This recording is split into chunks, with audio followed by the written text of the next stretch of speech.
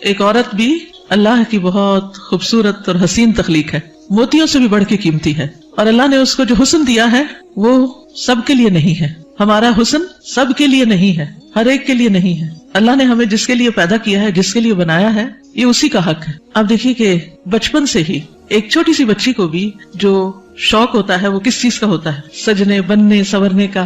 چھوٹے چھوٹے بچے ماؤں کی لپسٹکس کا کیا حال کرتے ہیں، صرف اپنے اوپر نہیں لگاتے، دیواروں پہ بھی لگا دیتے ہیں. اور اسی طرح قرآن مجید میں بھی آتا ہے افمن ینشأ فی الحلیۃ، کیا وہ جو زیورات میں پالی جاتی.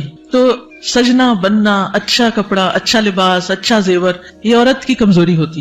ہر عورت کو کسی نہ کسی درجے میں تھوڑا یا زیادہ پسند ہوتا ہے. اگر روزانہ اپنی زیب و زینت کا اہتمام نہ کرے تو خاص مواقع پر ضرور کرتی. اور پھر اس میں بعض اوقات یہ ہوتا ہے کہ صرف زیب و زینت کرنے کا شوق نہیں ہوتا، اس کو نمایاں کرنے کا بھی بہت شوق ہوتا ہے. تو اس صورت میں پھر یہاں ایک امتحان شروع ہو جاتا ہے کہ ہمیں یہ زیب و زینت کس کس کے سامنے ظاہر کرنے کی اجازت ہے اور کس کے سامنے نہیں. تو یہ چھوٹی سی کتاب ہے، اس آیت سے متاثر ہو کر تحریر کر دی گئی. بہت سے لوگ کہتے رہتے ہیں کہ اپنی تفسیر لکھیں، لیکن اس کا تو وقت نہیں. سوچا چلے ایک آیت ہی صحیح، بلغوا انی ولو آیہ. قال اللہ تعالی، اللہ تعالیٰ کا فرمان ہے، جب اللہ تعالیٰ کوئی بات فرماتے ہیں تو پھر کیا کرتے ہیں، کیسے سنتے ہیں؟ بہت دھیان سے، توجہ سے. وقل للمؤمنات، اور مومن عورتوں سے کہہ دیجئے کیا کریں؟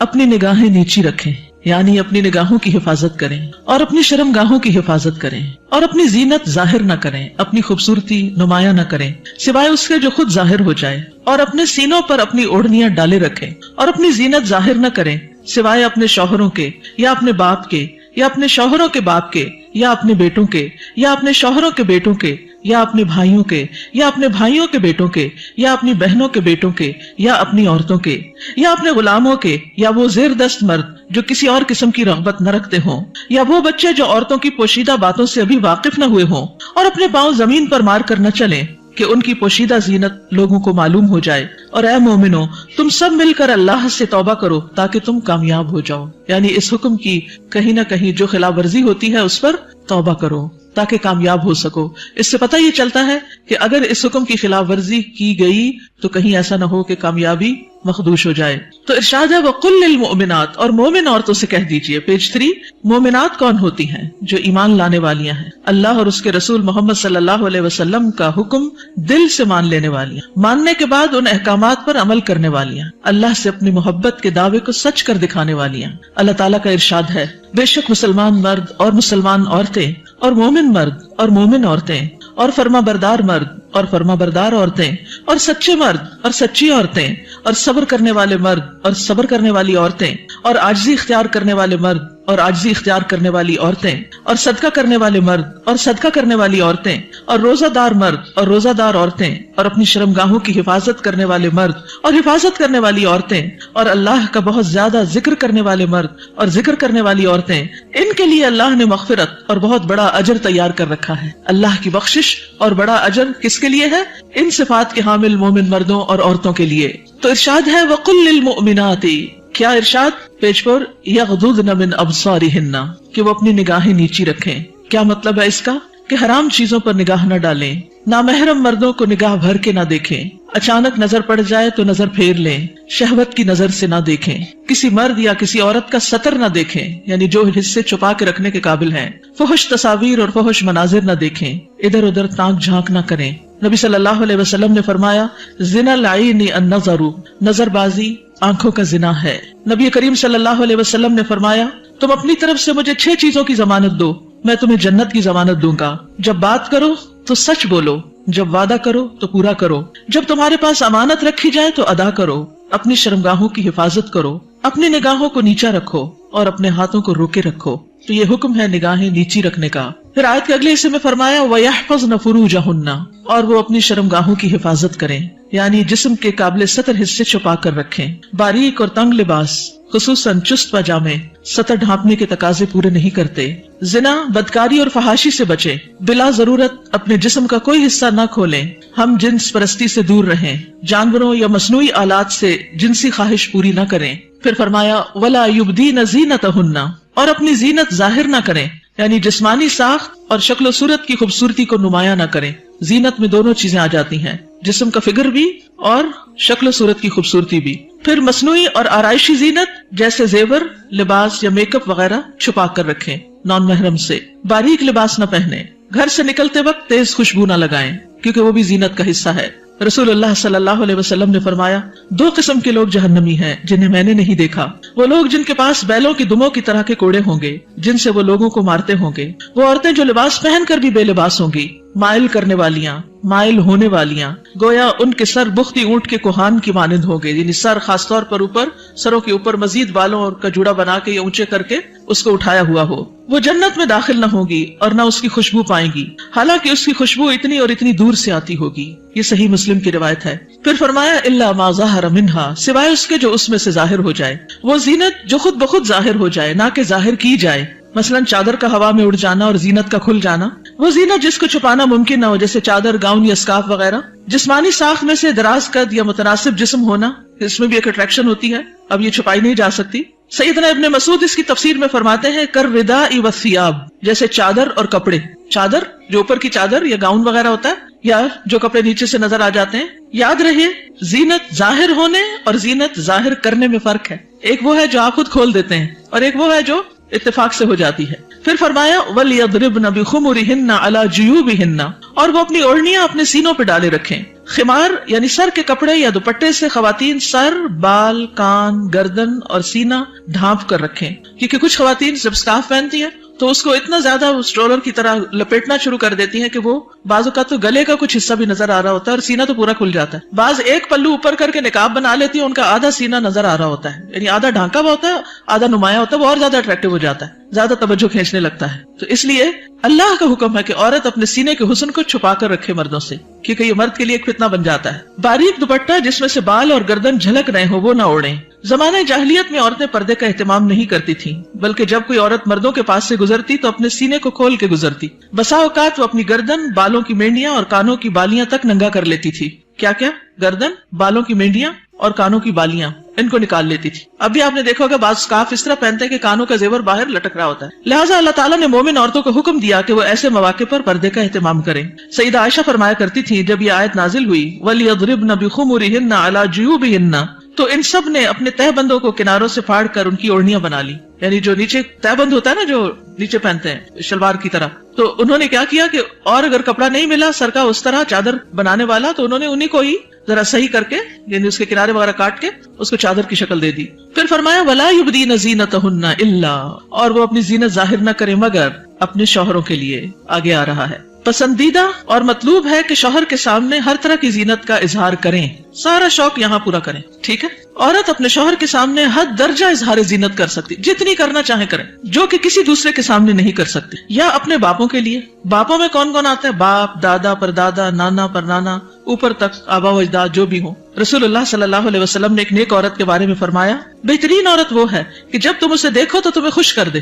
तो शौहर किस तरह खुश होगा? जब आप अच्छे कपड़े पहनेंगे, अच्छा लिबास के साथ, अच्छा जेबो जीनत, जेवर, मेकअप वगैरह में होंगे। लेकिन बहुत सी खवातीन घर में तो खाना पकाते पकाते कपड़ों में इस कदर खाने की स्मेल आ जाती है और किचन में पसीने से बुरा हाल हो जाता है, और फिर जब शौहर घर आता है तो इसी हाल में इस्तकबाल करती है। और फिर जब शौहर को खाना वगैरह दे के फारिग होके जब अपनी सहेली या बाजार जाना होता है तो नहा धो के मेकअप वगैरह करके निकल जाती है, क्योंकि अब शौहर आ गया घर में, वो बच्चे संभालेगा, हम जरा आउटिंग पे जाएं। तो ये बिल्कुल उलट है इस हुक्म के जो हमें दिया गया। फरमाया, बेहतरीन औरत वो है कि जब तुम उसे देखो तो तुम्हें खुश कर दे, जब तुम उसे कोई हुक्म दो तो तुम्हारी इताअत करे, और तुम्हारी गैर मौजूदगी में अपने नफ्स और तुम्हारे माल की हिफाजत करे। या अपने शौहरों के बाप के लिए, शौहर का बाप जैसे ससुर, शौहर का नाना, शौहर का दादा, शौहर का परनाना, शौहर का परदादा, ऊपर तक आबा व अजदाद। या अपने बेटों के लिए, बेटों में बेटे, पोते, पड़पोते, नवासे, पड़नवासे, नीचे तक सब आ जाते हैं। या अपने शौहरों के बेटों के लिए, शौहर के पोते, शौहर के नवासे, नीचे तक, यानी सतीले बेटे भी, इसमें शौहर के बेटे और उनके आगे बच्चों के बच्चे भी सब आ जाते हैं। या अपने भाइयों के लिए, सगे भाई, सतीले भाई, रजाई भाई, तीनों इसमें शामिल हैं। या अपने भाइयों के बेटों के लिए, सगे भाइयों की औलाद, सतीले भाइयों की औलाद, रजाई भाइयों की औलाद, यानी भतीजे, भतीजों के बेटे, पोते वगैरह। या अपनी बहनों के बेटों के लिए, सगी बहनों की औलाद, सतीली बहनों की औलाद, रजाई बहनों की औलाद, यानी भांजे, भांजों के बेटे, पोते वगैरह। या अपनी औरतों के लिए, काबिल एतमाद और बाकिरदार औरतें। नबी करीम सल्लल्लाहु अलैहि वसल्लम ने फरमाया, ला तुबाशिरुल मरअतुल मरअता, पहली ताबित पेश है, ठीक कर लीजिए। ला तुबाशिरुल मरअतुल मरअता फतन अतहा लिज़ौजिहा कअन्नहु यंजुरु इलैहा کوئی عورت کسی عورت کے جسم کے ساتھ جسم نہ لگائے. بعض اوقات لوگ حق کر رہی ہوتی ہیں لڑکیاں ایک دوسرے کو تو اتنا زیادہ چپک جاتی ہیں ایک دوسرے سے, یہ بھی درست نہیں. اور پھر اس طرح بھی کہ وہ اپنے شوہر سے اس کا حلیہ بیان کرے, یعنی جس طرح وہ فیل کرے اس عورت کو پھر گھر جا کے اپنے میاں کو اس کی ساری تعریف کر کے بتائے کہ گویا وہ اسے دیکھ رہا ہے. یا تمہارے دائیں ہاتھ جن کے مالک ہوئے, لونڈیاں اور غلام مراد ہیں یہاں, لیکن جو گھریلو ملازمین ہیں یہ لوڈی غلام میں شامل نہیں ہوتے, ان سے احتیاط برتنی چاہیے. گھریلو مرد ملازمین کے ساتھ گفتگو میں محتاط رویہ اختیار کریں, جیسے ڈرائیور ہو, چوکیدار ہو, ان کے ساتھ بہت ہنس ہنس کے بات کرنے کی ضرورت نہیں. مذکورہ والا تمام رشتوں کے سامنے زینت کا اظہار کرتے ہوئے ان کے مقام اور احترام کو پیش رکھیں. جوان بچوں کے سامنے سینہ اور گریبان کھولنے میں احتیاط برتیں, یعنی ان میں سے جو بھائی جوان ہیں یا بیٹے جوان ہیں یا پوتے وغیرہ, تو ان کے سامنے اپنے سینے کو بہت نمایاں نہ کریں اور اسی طرح اپنے سطر کو چھپا کر رکھیں. سیدنا انس بیان کرتے ہیں کہ نبی کریم صلی اللہ علیہ وسلم فاطمہ رضی اللہ تعالی عنہا کے لیے ایک غلام لائے جو آپ نے ان کو ہبہ کر دیا. انس رضی اللہ عنہ نے کہا کہ فاطمہ پر اس وقت ایسا کپڑا تھا جب وہ اسے اپنے سر پر اوڑھتی تو ان کے پاؤں تک نہ پہنچتا, جب وہ اسے اپنے پاؤں چھپاتی تو سر پر نہ رہتا. یاد رکھیے وہ پاؤں بھی چھپا رہی تھی. جبکہ نبی کریم صلی اللہ علیہ وسلم نے ان کی یہ الجھن دیکھی تو فرمایا بے شک تمہارے لیے کوئی حرج نہیں, تمہارے سامنے صرف تمہارے والد اور تمہارا غلام ہے. اس غلام کا نام عبداللہ بن مسعدہ تھا. یہ فزاری تھے, سخت سیاہ فام. سیدہ فاطمہ نے انہیں پرورش کر کے آزاد کر دیا تھا رضی اللہ تعالی عنہا. اب التابعین غیر اولی الاربۃ من الرجال, یا پیروی کرنے والے غیر حاجت مند مرد, یعنی یہ کون سے مرد ہیں جن سے پردے میں نرمی اختیار کی جا سکتی ہے؟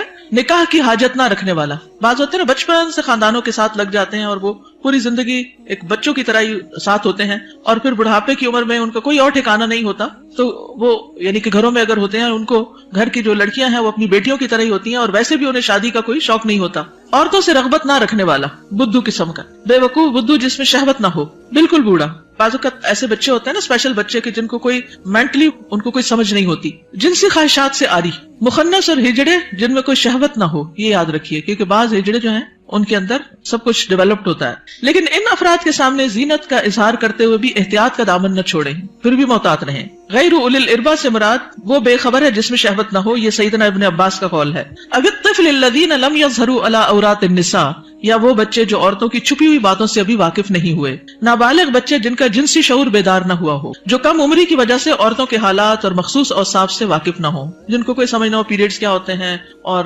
یعنی ابھی ان کی عورتوں سے متعلق جو خاص باتیں ان کو سمجھ نہ ہو. ابن کثیر کہتے ہیں جب بچہ بالغ ہو یا بلوغت کے قریب ہو اور ان چیزوں کو جانتا پہچانتا ہو, بدصورت اور خوبصورت عورت میں تمیز کر سکتا ہو, یعنی جس دن بچہ یہ کہ نا ماما وہ بہت خوبصورت ہے, تو اسے عورتوں کے پاس نہ آنے دیا جائے. یہ ابن کثیر کی تفسیر ہے. کسی خاص عمر کی یہاں قید نہیں, بچے کی سمجھ کے مطابق احتیاط سے کام لیتے ہوئے زینت کا اظہار کرے. لیکن افسوس ہوتا ہے ان خواتین پر جو اچھے بھلے جوان لڑکوں کو گلے لگا لیتی ہیں یا ان کے سر پہ ہاتھ پھیرنے لگتی ہیں یا ہاتھ ملانا شروع کر دیتی ہیں. یہ بھی اس حکم کے منافی ہے, چاہے بچپن سے اس بچے کو آپ نے پالا ہی کیوں نہ ہو. وَلَا يَضْرِبْنَ بِأَرْجُلِهِنَّ لِيُعْلَمَ مَا يُخْفِينَ مِنْ زِينَتِهِنَّ, اور وہ اپنے پاؤں مارتی ہوئی نہ چلے کہ جو وہ اپنی زینت میں سے چھپاتی ہیں اس کو جان لیا جائے. یعنی مردوں کو متوجہ کرنے والی چال نہ چلے, یعنی چلتے ہوئے بھی ایک وقار کا خیال رکھیں. جھنکار والی پازیب نہ پہنے, یعنی پاؤں کا زیور ایسا کہ جو چھن چھن کرے اور بازار میں دوسروں کو متوجہ کرے وہ نہیں پہنے, باہر گھر میں پہن سکتے ہیں. آواز پیدا کرنے والا جوتا استعمال نہ کرے, یعنی جیسے بہت ہائی ہیل پہن کے پھر وہ ٹک ٹک ٹک سے سب متوجہ ہو جاتے ہیں, اس سے بھی بچیں.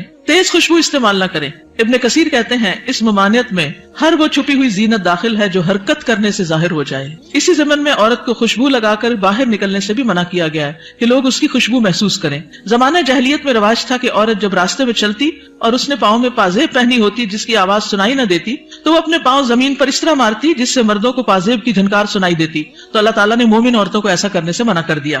نبی کریم صلی اللہ علیہ وسلم نے فرمایا ہر آنکھ زنا کرتی ہے, اور عورت جب خوشبو لگا کر کسی مجلس سے گزرتی ہے تو وہ ایسی اور ایسی ہے, یعنی زانیہ ہے. تو اس لیے خوشبو کے معاملے میں بھی احتیاط برتیں, ایسی خوشبو نہ لگائیں کہ جو پھیل رہی ہو, خصوصاً اگر آپ بازار سے ہو کر گزر رہے ہیں یا مردوں کے ساتھ آپ کا کسی بھی طرح کا کوئی انٹریکشن ہے, یا گھر میں کوئی ایسا رشتہ دار ہے کہ جو محرم نہیں ہے. وَتُوبُوا إِلَى اللَّهِ جَمِيعًا أَيُّهَا الْمُؤْمِنُونَ لَعَلَّكُمْ تُفْلِحُونَ, اور اے مومنو سب کے سب اللہ کی طرف توبہ کرو تاکہ تم فلاح پاؤ. اس میں پچھلے گناہوں پر ندامت کا اظہار کریں, یعنی اللہ تعالیٰ کے سامنے آئندہ گناہ نہ کرنے کا عہد کریں, اپنی اصلاح کی ہر ممکنہ کوشش کریں, ان لغزشوں اور غلطیوں سے توبہ کریں جو پردے کے معاملے میں اب تک ہوتی رہیں.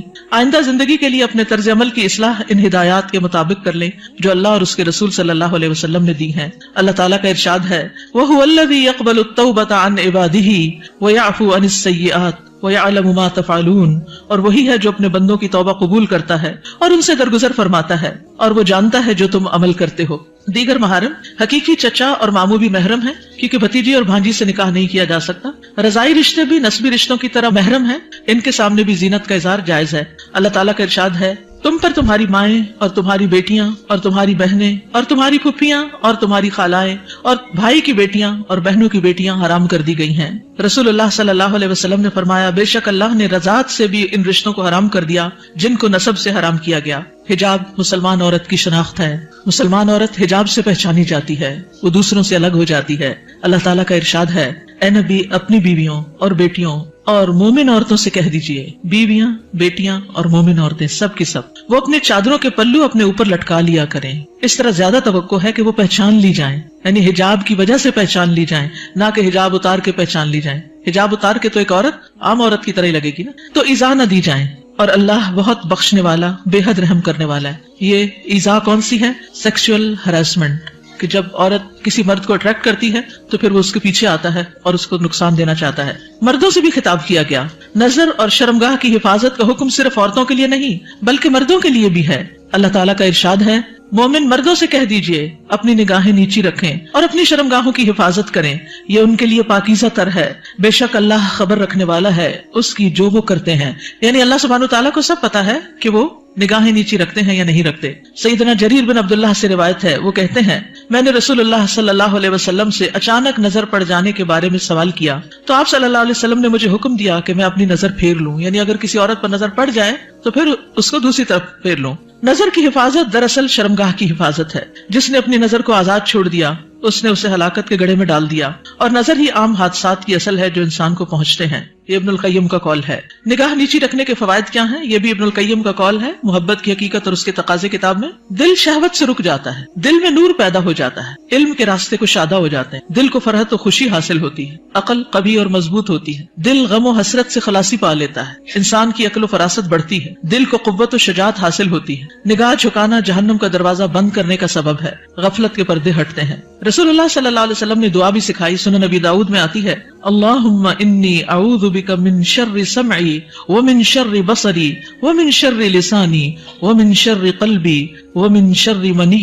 اے اللہ، بے شک میں اپنی سماعت کے شر سے، اپنی بصارت کے شر سے، اپنی زبان کے شر سے، اپنے دل کے شر سے اور اپنی شرمگاہ کے شر سے تیری پناہ چاہتا ہوں۔ اپنا جائزہ لیجئے، کیا یہ احکامات میرے لیے ہیں اور کیا ان پر عمل کرنا ضروری ہے؟ کیا میں اپنی نگاہوں اور سطر کی حفاظت کر رہی ہوں؟ کیا میں اپنے خمار یا دوپٹے کو اپنے سینے پر ڈالتی ہوں؟ کیا میں اپنی زینت کو چھپانے کا اہتمام کرتی ہوں؟ یاد رکھیے، ہمارا معاملہ کسی انسان کے ساتھ نہیں، رب العالمین کے ساتھ ہے، جو علم بھی رکھتا ہے اور ہر چیز کے بارے میں باخبر بھی ہے۔ نظر کے بارے میں کچھ اشعار ہیں، کل حوادث مبدأها من النظر، تمام حوادث کی ابتدا نظر سے ہوتی ہے۔ یعنی جو عشق و عاشقی کے سلسلے چل پڑتے ہیں اور انسانوں کو بعض اوقات انتہائی بیمار کر دیتے ہیں کہ وہ کسی قابل نہیں رہتے، اس کی ابتدا نظر سے ہی ہوتی ہے۔ وَمُعْظَمُ النَّارِ مُسْتَصْغَرُ الشَّرَرِ، اور چھوٹی چنگاری سے بھی زبردست آگ بھڑک اٹھتی ہے۔ نظر فابتسامۃ فسلام، پہلے نظر پھر مسکراہٹ پھر سلام، فکلام فموعد فلقاء، پھر بات چیت پھر ملاقات کا وعدہ، اور پھر اس کے بعد اللہ کے حکم کی نافرمانی میں انسان جا پڑتا ہے۔ اللہ سبحانہ تعالی ہمیں ایمان عطا کرے، حیا عطا کرے اور اس حکم پر عمل کی توفیق عطا کرے۔ آخری صفحے پر ہے، رسول اللہ صلی اللہ علیہ وسلم نے فرمایا، حیا ایمان میں سے ہے اور ایمان جنت میں لے جاتا ہے، جبکہ بے حیائی کوڑا کرکٹ ہے اور کوڑا کرکٹ آگ میں جاتا ہے۔ یہ کتاب آپ کے لیے تحفہ ہے۔ کیوں تحفہ ہے؟ تاکہ ہم اس پر عمل کریں اور کیا کریں؟ آگے بھی پہنچائیں۔ صرف اپنے آپ کو بچانا کسی شر سے، کسی نقصان سے کافی نہیں۔ اس کا ایک محرک یہ بھی تھا اس چھوٹے سے پمفلٹ کو لکھنے کا کہ بہت دفعہ مجھے خود یہ سننے کو ملا، بتایا گیا کہ کہاں ہے قرآن میں پردے کا حکم۔ آپ اپنے کالج میں، یونیورسٹی میں کولیگ سے بات کریں تو کہیں گے کہاں لکھا ہے قرآن میں؟ تو کوئی نہیں پردے کا حکم، یہ تو تم لوگوں نے خود ہی گاؤن سکارف چڑھا لی ہے۔ تو اگر یہ چھوٹی سی کتاب آپ کے پاس ہوگی تو فوراً دلیل نکالنا آپ کے لیے آسان ہو۔ ٹھیک ہے، آپ میں سے کوئی کچھ کہنا چاہتا ہے؟ آپ کی وجہ سے اگر ایک خاتون بھی اپنے اس حکم پر عمل کر لیتی ہیں تو آپ کے لیے صدقہ جاریہ ہوگا۔ کم از کم 2 لوگوں کے ساتھ مل کے یہ کتاب ضرور پڑھ لیجیے۔ استاذہ، ایک بات دل میں آ رہی تھی، پیج نمبر اس پہ ہے نا کہ نگاہ نیچی رکھنے کے فوائد، تو جیسے اس میں سارے فوائد لکھے ہوئے ہیں کہ دل میں نور ہوتا ہے اور علم کے راستے کشادہ ہو جاتے ہیں، غم سے چھٹکارا مل جاتا ہے، عقل قوی ہوتی ہے، غفلت کے پردے ہٹتے ہیں، جہنم سے انسان بچ جاتا ہے۔ تو دیکھیں، ایک راستہ کھول کے نا نظر کو بہکانے والا شیطان نے ہمارے لیے کتنے راستے بند کر، تو اس پہلا جو راستہ ہے اس کو وہیں اگر ہم بند کر دیں نا تو ہم پھر آگے انشاءاللہ یہ سارے راستے خود بخود کھل جائیں۔ بالکل، اور اس میں آپ دیکھیے کہ بہت سی ایسی خواتین کے مسائل، بہت سی سی لڑکیوں کے مسائل، اچھی بھلی سمجھدار لڑکیوں کے مسائل، اور خصوصاً اب موبائل کی وجہ سے اور ویڈیو چیٹنگ کی وجہ سے جو مسائل پیدا ہو رہے ہیں، اور تصویر کا اتنا فتنہ عام ہے کہ ہر چیز ہی کی تصویر بن بن کے شیئر کی جا رہی ہے، اس کی وجہ سے یہ مسائل اور بھی زیادہ بڑھ گئے ہیں. اور بعض اوقات انسان ایسے فساد میں جا پڑتا ہے کہ اس کی عقل پہ بھی پردہ ڈال دیتا ہے، پھر اس میں نہ اپنی عزت کی پرواہ ہوتی ہے، نہ ماں باپ کی، نہ کسی دین کی، اور نہ کسی اور کی.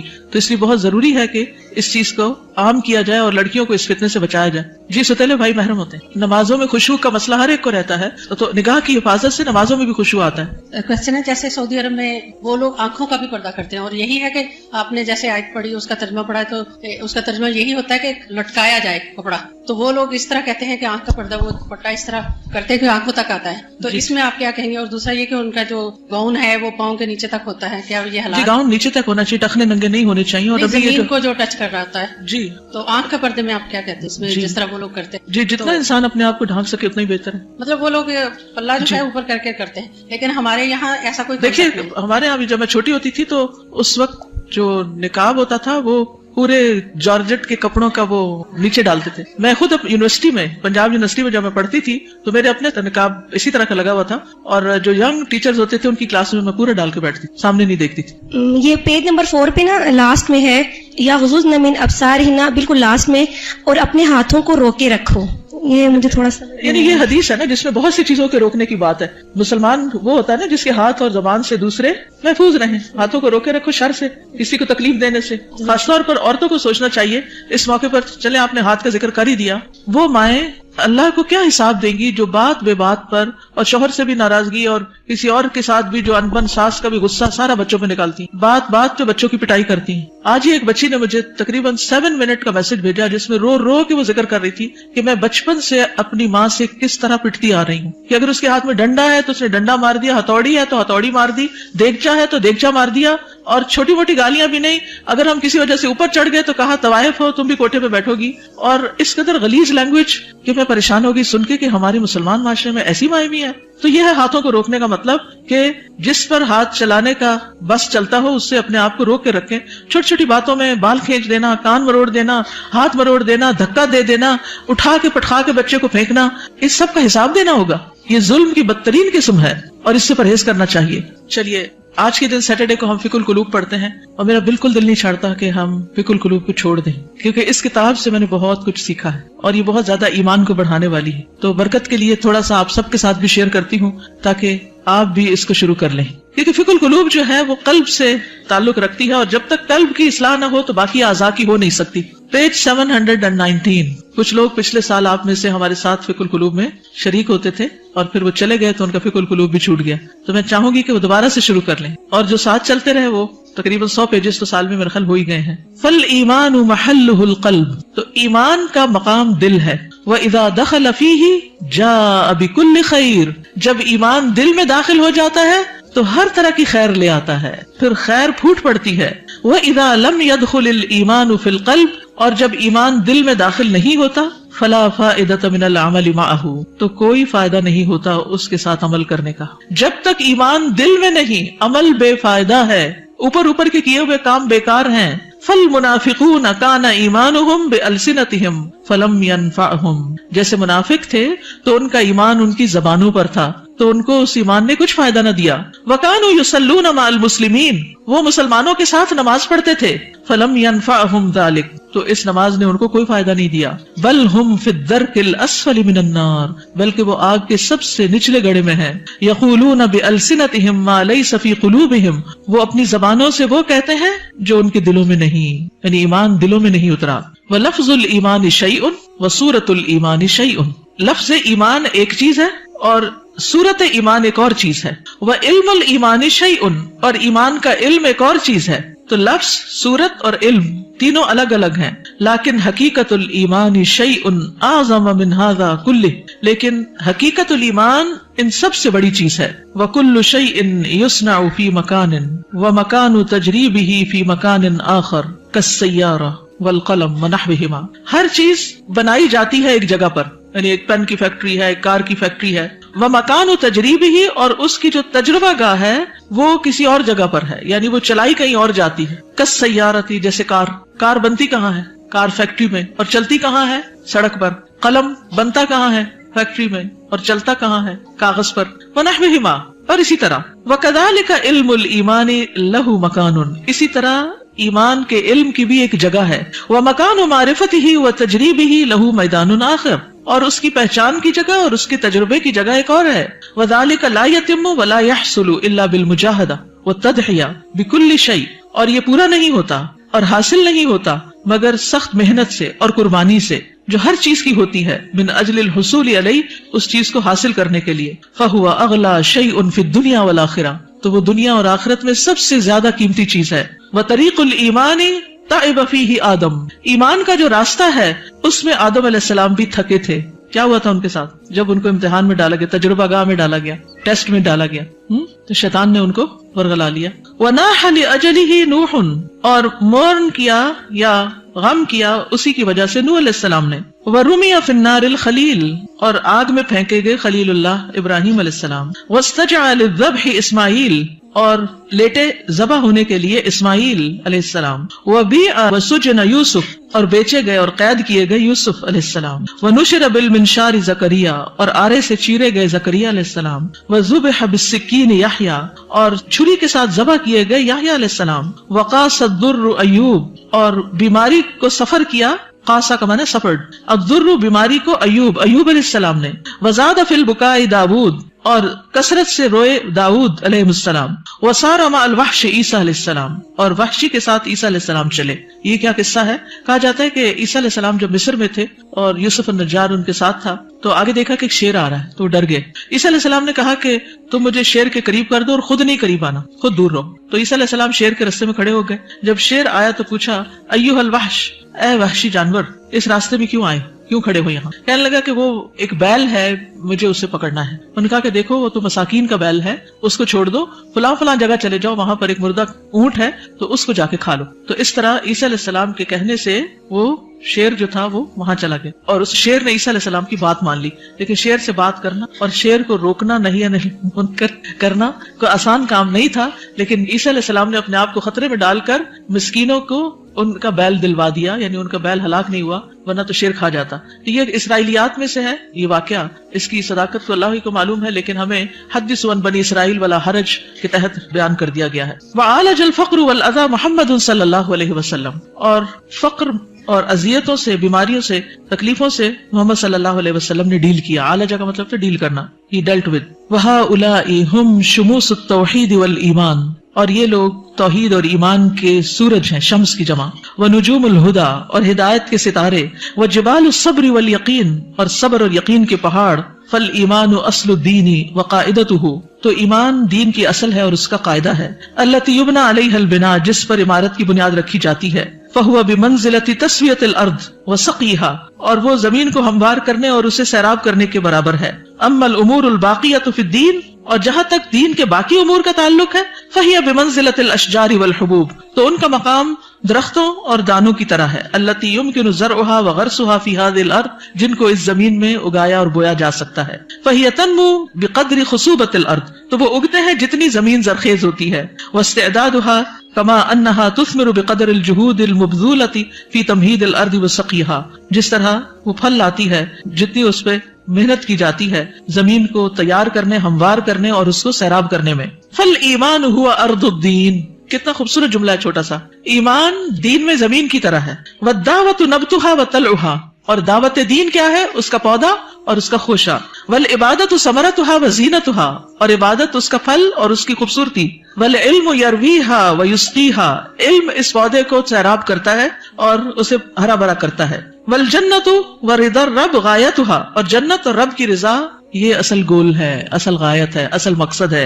ولا يمكن ان نحصل على حقيقة الايمان الا اذا تيقنا ان جميع المخلوقات في السماوات والارض قويها وضعيفها كالحية الميتة، ہم ایمان کی حقیقت کو اس وقت تک نہیں پا سکتے جب تک ہمیں یقین نہ ہو کہ ساری کی ساری مخلوقات، آسمانوں کی اور زمین کی، ان کی مضبوط اور ان کی ضعیف یہ مردہ سانپ کی طرح ہے. لا تنفع ولا تضر، جو نہ فائدہ دے سکتی ہے نہ نقصان. یہ ہے اصل ایمان، ایسا یقین کہ نہ کوئی فائدہ دے سکتا نہ کوئی نقصان دے سکتا ہے، الا باذن اللہ، مگر اللہ کے اذن سے۔ مردہ سانپ سے تو آپ نہیں ڈرتے نا، تو لوگوں کا ڈر بھی نہیں ہونا چاہیے، لیکن جب ہم لوگوں سے ڈرتے ہیں، یعنی اس سینس میں ڈرتے ہیں کہ اگر میں نے اس کی بات نہ مانی، یہ مجھے کہہ رہا ہے حجاب اتار دو، نہیں مانی تو پھر کیا ہوگا، میرا تو بڑا نقصان ہو جائے گا، یا یہ مجھے جو کہہ رہا ہے میں اسے کر لوں ورنہ مجھے ایسا اور ایسا نقصان ہو جائے گا۔ تو بہت سے لوگ اللہ کی نافرمانی کے کام جو ہیں وہ صرف لوگوں کے ڈر سے کرتے رہتے ہیں کہ لوگ کیا کہیں گے۔ تو یاد رکھیے ساری مخلوقات مردہ سانپ کی طرح، یہ جملہ یاد رہے گا۔ جب یہ یاد رہے گا نا تو پھر اللہ کا حکم ماننا مشکل نہیں رہے گا۔ ولا تعطی ولا تمنع الا بامر اللہ، نہ یہ دیتی ہیں نہ روکتی ہیں مگر اللہ کے حکم سے۔ وان کل شیء بید اللہ، اور یہ کہ ہر چیز اللہ کے ہاتھ میں ہے۔ وان ما سوى اللہ لیس بیدہ شیء، اور اللہ کے علاوہ جو بھی ہے اس کے ہاتھ میں کچھ نہیں۔ کما قال سبحانہ، جیسا کہ اللہ تعالیٰ کا فرمان ہے، الا لہ الخلق والامر تبارک اللہ رب العالمین، خبردار اللہ ہی کی ہے مخلوق اور حکم بھی اللہ ہی کا ہے، بہت بابرکت ہے اللہ جو رب ہے سارے جہانوں کا۔ میں یہ ضرور چاہوں گی کہ آپ اس کتاب کو پڑھیں۔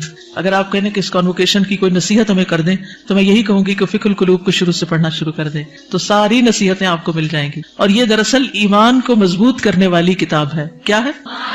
اور اگر ایمان مضبوط ہو جائے تو کیا ہوتا ہے؟ عمل آسان ہو جاتا ہے، انسان مضبوط ہو جاتا ہے۔ اور اس میں آپ دیکھیے یہاں پر اگلی جو بات ہے بڑی دلچسپ ہے، وہ کہتے ہیں کہ ایمان کی جو قوت ہے نا وہ دل میں ظاہر ہوتی ہے جیسے ایک بندوق کی گولی ہوتی، تو جب وہ اپنی اصل جگہ پر آ جاتی ہے تو پھر اس سے بہت کچھ ہوتا ہے، اور اگر وہ اپنی اصل جگہ پر نہیں تو کچھ بھی نہیں ہوتا، وہ کہیں بھی پڑی رہتی ہے، ایک شیشے کی گولی ہے بس۔ تو ایمان جب تک دل میں نہیں آتا، زبان پہ رہتا ہے تو فائدہ نہیں دیتا۔ تو ایمان کو لانا ہے دل میں، اور دل میں آئے گا علم کے ساتھ، اور علم کے لیے ضروری ہے فقہ القلوب۔ ٹھیک ہے، جزاکم اللہ خیرن۔ آخری اعلانات سن لیجئے۔ وائس کے لیے سمر کورس ہو رہا ہے، فلائر موجود ہے باہر ریسپشن پہ، 7 مئی سے 18 رمضان تک ہے۔ تعلیم القرآن فار بوائز کا بھی اشتہار آ گیا ہے، نیکسٹ ایئر کا ایڈمیشن شروع ہے۔ تدبر قرآن کا نیکسٹ کورس جس میں 3 پارے کی ترتیل، تجوید، حفظ، ترجمہ، تفسیر، تدبر، گرامر یہ سب شامل ہے، تو آپ کے لیے ابھی موقع ہے کہ آپ ایڈمیشن لے سکیں۔ اسی طرح یہاں پر تعلیم القرآن ڈپلوما کورس نیکسٹ سیشن مئی کا 1 مئی سے شروع ہو رہا ہے۔ جو ابھی تک داخلہ نہیں لے پائے، سوچ ہی رہے ہیں، وہ آگے بڑھیں۔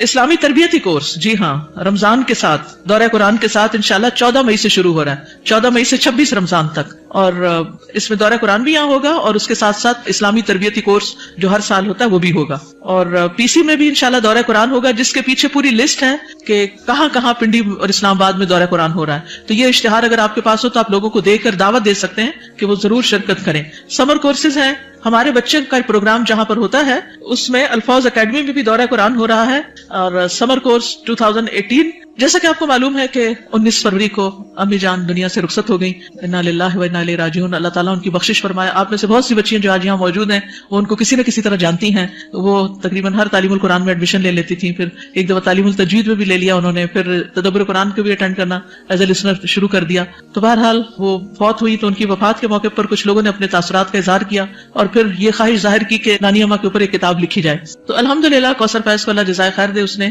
مختصر سے عرصے میں یہ کتاب لکھ لی، اور الحمدللہ کتاب چھپ کر آ گئی ہے۔ تو جو گریجویٹس ہیں ان کے لیے یہ گفٹ ہے کتاب، جب آپ باہر نکلیں گے گریجویٹس، باقی جو اسٹوڈنٹس وغیرہ ہیں وہ اگر خود لے لیں تو بہت اچھا ہے۔ بہت انسپریشنل کتاب ہے، ان کی زندگی میں جو اعمال اور ان کے عادات اور انہوں نے جیسے ہم لوگوں کو پالا اس کی بہت سی کہانیاں ہیں۔ تو جن لوگوں کو کہانیاں پڑھنے وغیرہ کا شوق ہوتا ہے ان کے لیے ایک اچھی کتاب ہے۔ تو آپ اپنے لیے بھی اور دوسروں کے لیے بھی کتاب، اپنے لیے تو گفٹ ایک ہی لیں گے لیکن دوسروں کے لیے لینی ہو تو اسٹال پر اویلیبل ہے۔ جزاکم اللہ خیرا، سبحانک اللہم و بحمدک، اشہد ان لا الہ الا انت، استغفرک و اتوب الیک۔ السلام علیکم ورحمۃ اللہ وبرکاتہ۔